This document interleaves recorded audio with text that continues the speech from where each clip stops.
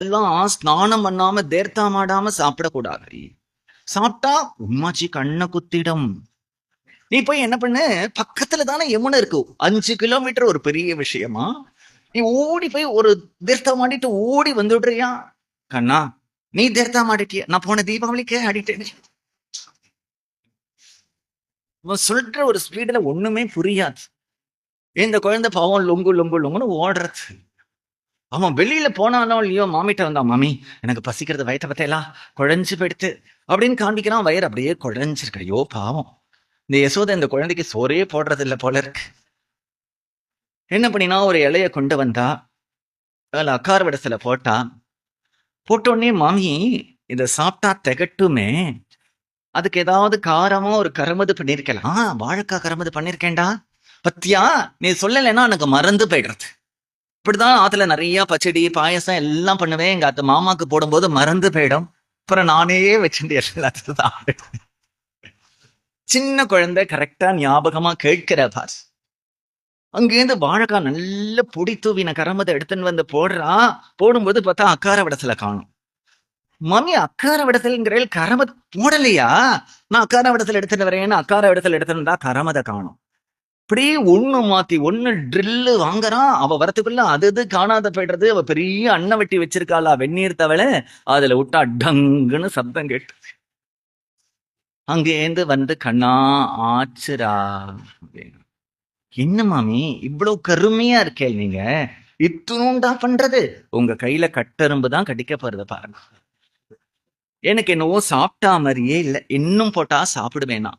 12 திருவோணம் மட்டேன் பண்டும் இப்பிள்ளை பரிசறிவன் இன்னம் புகப்பெண் நான் என்று சொல்லி எல்லாம் விழுங்கிட்டு போந்து நின்றான்.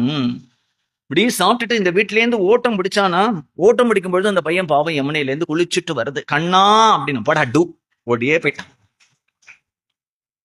இவன் அங்கிருந்து கிளம்பினா ஒத்தி வரா. அவ சொல்றா, சொல்லில் அரசி படுதி நங்காய் சூழல் உடையன் உன் பிள்ளை தானே, இல்லம் புகுந்து என் மகளை கூவி கொள்ளையில் நின்று கொணர்ந்து விற்ற நல்ல நாவற்பழங்கள் கொண்டு கைவலை தன்னை கழற்றி கொண்டு அவ்வொருத்திக்கு அவ்வளை கொடுத்து நான் அல்லேன் என்று சிரிக்கின்றானே. ஆரம்பிக்கும் போதே சொல்றான், நல்ல அம்மா நல்ல புள்ள. எப்படிதான் ஜோடி சேர்ந்தேலோ தெரியல எனக்கு. நான் என்ன சொன்னாலும் அவன் இல்லைன்னு சொல்ல போறான், நீயும் ஆமா ஆமான்னு சொல்ல போற. நல்ல அம்மாவும் பிள்ளையமா சேர்ந்திருக்கேன். சொல்லில் அரசி, எப்படியாவது நீயும் சமாளிச்சிருவேன், அவனும் சமாளிச்சிருவான். இருந்தாலும் நடந்ததை சொல்லித்தானே ஆனும் சொல்றேன். சூழல் உடையன் உன் பிள்ளை தானே. என்ன பண்ணினா? நான் என் கணவர் எங்களுக்கு ஒரே ஒரு பொன் குழந்தை. ரொம்ப ஆசையா அந்த குழந்தைய வளர்க்கிறோம் நாங்க. ஒரு நாள் எங்களுக்கு மதுராவில ஒரு அவசரமான வேலை, குழந்தைய கூட்டின்னு போக முடியாது. வீட்டுல ஒரு திருவிழா வரதுனால, ஒரு பண்டிகை வரதுனால நிறைய பக்ஷணங்கள்லாம் ஓரத்துல ரவாலாடு பண்ணி வச்சிருக்கோம், மாலாடு பண்ணி வச்சிருக்கோம், சீடை பண்ணி வச்சிருக்கோம், முறுக்கு பண்ணி வச்சிருக்கோம், சொஜ்ஜியப்பம் பண்ணி வச்சிருக்கோம், அதிரசம் பண்ணி வச்சிருக்கோம், தேங்கோள் பண்ணி வச்சிருக்கோம். எல்லாம் டின்னு டின்னு டின்னா பித்தளை சம்படத்துல அடுக்கி வச்சிருக்கா. ஒரு பானை நிறையா வெண்ணெய், ஒரு பானை நிறையா தயிர், பானை நிறையா மோர், பால் எல்லாம் இருக்கு. அவளுக்கு என்ன அப்படின்னா, இந்த கோகுல வாசிகளுக்கு பணங்காசை வச்சுட்டு போறதுக்குள்ள கூட பயம் வராது. ஆனா இதெல்லாம் வச்சுட்டு போறதுலதான் அவளுக்கு பயம். வீட்டுல 1000 பவுண்ட் இருக்கட்டும், வைரம் இருக்கட்டும், கவலைப்படாம போயிட்டு வந்துருவா. ஒண்ணும் 2 பக்ஷணமும் பாலும் தயிரும் இருந்தாதான் அவளுக்கு பயத்தை கலக்கம். ஊருக்குள்ள போயிட்டு வரத்துக்குள்ள இவளுக்கு மதுரால ஒரு தவிர்க்க முடியாத காரியம் போகணும். குழந்தையும் கூட்டுண்டு போக முடியாது. அந்த குழந்தைக்கு நேற்றுக்குதான் மதுராவில போய் 6, இந்த கைக்கு 6 வலை, இந்த கைக்கு 6 வலை, எல்லாம் வைரம் முத்து பவழம் வைடூரியத்தினால நிறைய ஒரு டஜன் வலை வாங்கி போட்டிருக்கான். செல்ல குழந்தையா இருக்கிறதுனால வீட்டிலேயோ இவ்வளவு பக்ஷணம், குழந்தை கையிலயோ 6 6 12 ஒரு டஜன் வலை, எல்லாம் வைரம் வைடூரியம் முத்து பவழம். அவசியமா மதுராவுக்கு போயாகணும். என்ன பண்றது? இந்த குழந்தைக்கும் சமத்து போராது. என்ன பண்றதுன்னு பார்த்தா, வீட்டுல எல்லா கதவையும் பூட்டினா, இந்த குழந்தைய கூப்பிட்டு வாசல்ல உட்காத்தி வச்சா, உன்னை திறந்து உள்ள வச்சுட்டு விட்டுட்டு போறது நம்ப முடியாது. எல்லாத்தையும் பூட்டிடுறேன், அந்த கதவு இந்த கதவு எல்லா கதவையும் பூட்டிட்டு வாசல்ல திண்ணைக்கு மேல தூணுக்கு மேல ஒரு இடம் இருக்கு, அங்க சாவியை ஒளிச்சு வச்சிருக்கேன். உங்ககிட்ட ஏன் சொல்றேன் அப்படின்னா, எனக்கே சில சமயம் சாவி எங்க வச்சேன்னு மறந்து போயிடும். இன்னொருத்தர்ட்ட சொன்னாலாவது ஞாபகம் இருக்குங்கிறதுக்காக உங்ககிட்ட சொல்றேன். நீ பேசாம உட்கார்ந்துக்கோ. கண்ணன் வருவான். கண்ணன் வந்தா வாயை திறக்கவே திறக்காத. எப்படி பேசினாலும் உன்னை நோண்டி அவன் வாயை பேச வச்சு அவன் காரியத்தை சாதிச்சுட்டு போயிடுவான். போனா பிறகு ஒரே ஒரு நாளைக்கு மௌன விரதம் இருந்துரும். பேசாம இரு. இந்த குழந்தைக்கு நிறைய புத்திமதி எல்லாம் சொல்லி இந்த வயிறு வேலையெல்லாம் வெளியில காண்பிக்காதபடி ஜாக்கிரதையா உட்கார்ந்துக்கோ. அந்த குழந்தை சொல்றது, அம்மா நான் எல்லாம் பாத்துக்கிறேம்மா, நீ கவலைப்படாம போயிட்டு வாமா. அந்த கண்ணெல்லாம் என்கிட்ட ஒண்ணுமே பண்ண முடியாது. எல்லாரும் கிளம்பி போயிட்டா அந்த குழந்தை திண்ணையில அப்படியே புத்தர் மாதிரி உட்கார்ந்துட்டு இருக்கு. வாயத்தை பேசாம உட்கார்ந்துட்டு இருக்கு. கண்ணன் அந்த பக்கமா ஓடுறான். அந்த வீதியில ஓடினவன் இந்த பொண்ணு இப்படி பார்த்தது கண்ணை ஓடுறது, இப்படி பார்த்தது கண்ணன், அதை பார்த்துட்டான். இவ ஒரு மாதிரி இருக்கா.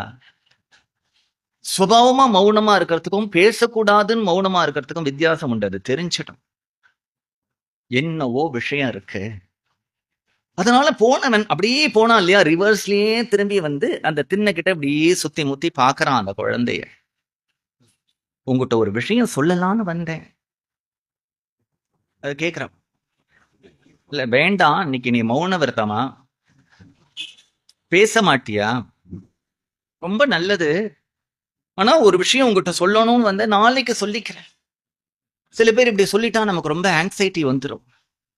உங்களிடம் ஒரு முக்கியமான விஷயம் தெரிவிக்க வேண்டும், ரொம்ப முக்கியமானது, அதை நேரில் சந்திக்கலாம்ட்டாக்க அவ எப்ப வரத்துக்குள்ள நமக்கு ரொம்ப டென்ஷன் ஆயிடும் இல்லையா? இந்த மாதிரி சில பேர் பண்ணுவா. அந்த மாதிரி கண்ணனும் என்ன பண்றானோ, ஒரு முக்கியமான விஷயம் சொல்லணும், அப்புறம் சொல்றேன், நீ இப்ப பேச மாட்டேங்கிறேன்னு உடனே வேணும்னே போறான். அந்த குழந்தை அவனை கூப்பிடுறது, பேசதானே கூடாது. என்ன அப்படிங்கிறான். இப்ப சொல்லு. அப்புறங்கிறான். இப்ப இந்த குழந்தைய அழ விட்டுட்டு கடைசியா காதுல வந்து, நீ ரொம்ப அழகா இருக்க, உன்ன மாதிரி அழகான பொண்ணை நான் பார்த்ததே இல்லைன்னா. அந்த குழந்தை தன்னை மறந்து, நிஜமாவா கிருஷ்ணா அப்படின்ட்டு, நான் எல்லார்கிட்டயுமே இப்படிதான் சொல்லிட்டு இருக்கேன். அந்த குழந்தை பேசி விடுத்த பாவம். உங்க வீட்டுல அப்பா அம்மா எல்லாம் இல்லையா? இல்ல. நான் எங்க போயிருக்கான்னு கேட்க மாட்டேன். நீ கேட்காட்டாலும் கவலை இல்ல, மதுரைக்கு போயிருக்கா, அவ்வளவுதான். சாவி எங்க இருக்குன்னு நான் கேட்க மாட்டேன். இல்ல இங்கதான் இருக்கு. சாவி எடுத்தான், உள்ள போனா அங்க இருக்கிற லவாலாடு, அங்க இருக்கிற மாலாடு, முறுக்கு, சீடை எல்லாத்தையும் சாப்பிட்டான். சாப்பிட்டு முடிச்சாச்சு. அடுத்தது ஏதாவது விளையாடணும் இல்லையா? விளையாடும் பொழுது இந்த குழந்தை அங்கதான் மாலாடு இருக்கு, அங்கதான் ரவாலாடு இருக்கு, அங்கதான் இருக்கும்போது அந்த குழந்தையோட கையை பார்க்கறான். அப்படியே வலையெல்லாம் மின்றது, பளீர் பளீர்னு. சரி, இந்த வளையல வச்சுட்டே இன்னைக்கு ஒரு கேம் ஆரம்பிக்கலாம்னு தோணித்து அவனுக்கு. எல்லாம் சாப்பிட்டாச்சு. உங்க அப்பா அம்மா வரத்துக்கு நாழி ஆகும் போல இருக்கு. நம்ம ஏதாவது விளையாடலாமா? என்ன விளையாட்டு கண்ணா? என்கிட்ட இந்த மாடு மேய்க்கிற குச்சி இருக்கு. இந்த 6 வளையல் 12 வளையலை கழட்டி கொடு. நான் தான் வளையல் விற்கிறவர். நான் சும்மா வளையலோ வளையல்மே, நீ வளையல் விற்கிற செட்டியாரே அப்படின்னு கூப்பிடணும். சும்மா காசு தரணும், நான் வளையல் தரேன். இதான் விளையாட்டு. நிஜமா தந்துடுவியா? நிஜமா ப்ராமிஸா தருவேன். இந்த குழந்தை கொஞ்சம் பயந்துட்டே வளையெல்லாம் கழட்டி கொடுத்தது. உன்னுடைய குச்சியில இந்த வளையெல்லாம் சொருகின்னா. அப்படி நல்ல தொப்பை வேற இருக்கு, கண்ணங்கரையல்னு. நீ தொப்பையை சாச்சுண்டு ஒரு நடந்து வளையலோ வளையல் அப்படின்னா. அந்த பொண்ணு அங்கிருந்து, வளையல் விற்கிற செட்டியாரே அப்படின்னு போயே போயிட்டான். அவன் இங்க சொல்றான் யசோத கிட்ட, அந்த வளையலை என்ன பண்ணினான் தெரியுமா? வீட்டு வாசல்ல ஊத்தி நாவல் பழம்னு வித்தான். அந்த நாவல் பழம் விற்கிறவள்கிட்ட கொண்டு போய் கொடுத்து வளையலை கொடுத்து நாவல் பழம் சாப்பிட்றாண்டி. அந்த நாவப்பழ கரைக்கு அந்த நாவல் பழம் ஏது தெரியுமா? ஒரு வாரம் முன்னாடி, அம்மா எனக்கு பிழைக்கிறதுக்கு வழி இல்லைன்னா என் வீட்டு தோட்டத்துல நிறைய நாவல் பழம் கீழே விழுந்து வீணாகிறது, எடுத்துட்டு போய் வியாபாரம் பண்ணி பிழைச்சுக்கணும். கொல்லையில் நின்று கொணர்ந்து விற்ற நல்லன நாவற்பழங்கள் கொண்டு நான் அல்லேன் என்று சிரிக்கின்றானே. அப்படி சிரிக்கும் பொழுது நாவப்பழம் சாப்பிட்டா இந்த பல்லுல எல்லாம் நீளம் தெரியும். வாயால இல்லைங்கிறான், பல்லுனால ஆமாங்கிறான். இதெல்லாம் பெரியாழ்வாருடைய பாசுரம். இதெல்லாம் ஆண்டாளுடைய பக்தியை வளர்க்கறதுக்கு நல்ல புஷ்டியா எடுத்து. ஆண்டாளுடைய அழகான பாசுரங்கள்னாலே தன்னுடைய பக்தி, அவளுடைய பக்தியை நமக்கு புரியறது. ஆண்டாள் பெரியாழ்வார் பக்கத்துல படுத்துன்னு இருக்கா. நம்முடைய பக்தி எது சத்தியமா இருக்கு அப்படின்னுட்டா நம்ம அடிக்கடி நமக்கே ஒரு சந்தேகம் வரும்.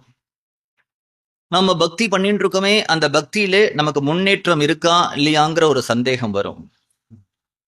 நம்முடைய பக்தியிலே நம்ம முன்னேற்றம் அடைந்துட்டு இருக்கோங்கிறதுக்கு ஒரு ஒரு நமக்கு கிடைக்கக்கூடிய ஒரு நிரூபணம் சொப்பனத்திலே நமக்கு சில தரிசனங்கள்லாம் ஏற்படுறதுதான். கனவுல ஏதாவது கோவில், கனவுல ஏதாவது குளம், கனவுல ஏதாவது பெரிய மலை, ஒரு தேவதா ஆலயங்கள், மகான்களை தரிசனம் பண்ற மாதிரி சில தேவர்களுடைய தரிசனம், இதெல்லாம் பக்தியிலே நம்ம முன்னேறின்று இருக்கோங்கிறதுக்கு ஒரு அடையாளம். அடுத்ததா நம்ம எதை நினைச்சுட்டே இருக்கோமோ அதுதான் சொப்பனத்துல வரும். சொப்பனம்ங்கிறது ஒரு ஆழ் மனதனுடைய வெளிப்பாடு. நம்ம எது எது விஷயமாவது நமக்கு பயமோ, எது விஷயமாவது கவலையோ, எது விஷயமான ஒரு தொந்தரவு இருந்தா பெரும்பாலும் அது ரிலேட்டட் தான் சொப்பனம் வருதை நீங்களே பார்க்கலாம். அதனாலேயே நாம எதை சிந்தனை பண்றோமோ அதுதான் சொப்பனத்துல வெளிப்படுறோம்ங்கிறது சொப்பன சாஸ்திரங்கள்லாம் சொல்றது. அப்ப நமக்கு பகவானுடைய சிந்தனையே கனவுல வருமானால் நமக்கு அத்தகைய ஒரு பகவத் பக்தி இருக்குங்கிறதுக்கு நமக்கு நாமே ஒரு நிரூபணம் அது. பெரியாழ்வார் பக்கத்துல ஆண்டாள் குழந்தை படுத்துன்னு இருக்கா. குழந்தை படுத்துட்டு இருக்கும் பொழுது திடம்னு கண்ணா அப்படி பண்ணாதே, கண்ணா அப்படி பண்ணாதே, கண்ணா அப்படி பண்ணாதேன்னு அந்த குழந்தை ஏதோ கனவு கண்டிருக்கு. கனவுலையே அந்த குழந்தை கத்துறது. பெரியாழ்வார் அந்த குழந்தை எழுப்பி போத, ஏதாவது கனவு கண்டையா? ஏன் என்ன நடந்தது? இப்ப கண்ணா கண்ணான்னு சொன்னியே. அந்த குழந்தை அப்படியே திரு முழிச்சுட்டு, ஓ கனவா? கனவுல என்னமா கண்ட? பெண் குழந்தைகளுக்குன்னு சில விளையாட்டு உண்டு, ஆண் குழந்தைகளுக்குன்னு சில விளையாட்டு உண்டு. ஆண் குழந்தைகளா இருந்தா தாண்டு குதிரை விளையாடுவா, கபடி விளையாடுவா, பந்து விளையாடுவா. அது மாதிரி அவர்கள் எல்லாம் மல்யுத்தம் பண்ணுவான். பெண் குழந்தைகளா இருந்தா அம்மான விளையாடும், ஊஞ்சல் விளையாடும், சிறு வீடு கட்டி விளையாடுறது, இதெல்லாம் பெண்களுடைய லலிதமான விளையாட்டுக்கள். யமுன கரையில அன்றைக்கு ஆண்டாளுக்கு ஒரு சொப்பனம். யமுன கரையில இருக்கக்கூடிய மணல் திட்டுல தன்னுடைய தோழிகளோட சேர்ந்து அழகா மணல்ல ஒரு சிறு வீடு கட்டி விளையாடுறான். சின்ன குழந்தைகள்லாம் ஒரு கோபுரம் மாதிரி பண்ணும், இப்படி கையை விடும், அந்த பக்கமா கையை எடுக்கும், அதுக்கு ஒரு படிக்கட்டு வைக்கும். இப்படி எல்லாம் மணல்ல வீடு கட்டி விளையாடுறதுக்கு சிறு வீடு கட்டி விளையாடுதல்னு பேரு. ஆனால் இப்படி சிறு வீடு கட்டி விளையாடி தன்னுடைய தோழிகளோடு சூழ்ந்திருக்கும் போது கண்ணன் கோபால பசங்களோட ஓடி வரான். ஓடி வந்து டக்குன்னு என்ன பண்ணினான் கிருஷ்ணன், கிடுன்னு இந்த கோப குட்டிகளுடைய இந்த ஆண்டாளுடைய கோஷ்டிக்குள்ள நடுவுல புகுந்து காலுனாலே அவர்கள் கட்டின சிறு வீட்டை அப்படி தட்டி விட்டுட்டான்.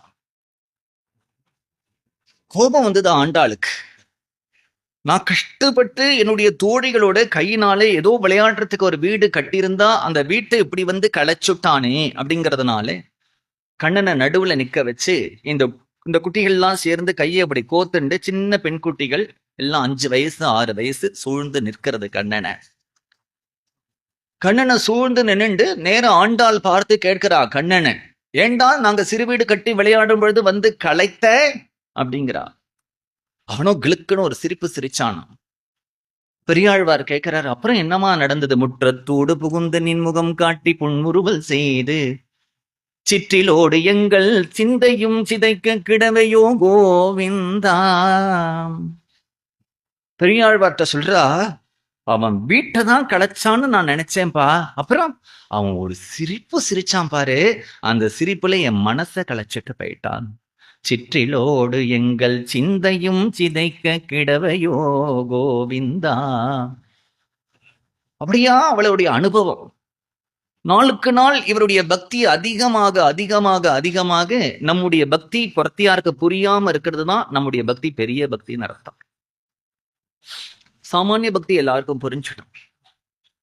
நம்ம தலைவலின்னா இன்னொருத்தருக்கு புரியுறது, கால்வலின்னா புரியுறது, நமக்கு வயிற்று வலின்னா புரியுறது, கடன் தொல்லைன்னா புரியுறது. ஏன்னா அவர்களுடைய அனுபவம் உண்டு. நான் மாதம் திருப்பதி போவேன், மாசம் குருவாயூர் போவேன், வெள்ளிக்கிழமைனா கோவிலுக்கு போவேன் இப்படின்னு சொல்லக்கூடிய பக்தி நமக்கும் புரியும், நாமும் பண்ணுவோம். ஆனா அந்த பக்தி எல்லாம் சாதன பக்தியே தவிர இது சாத்திய பக்தி இல்லை.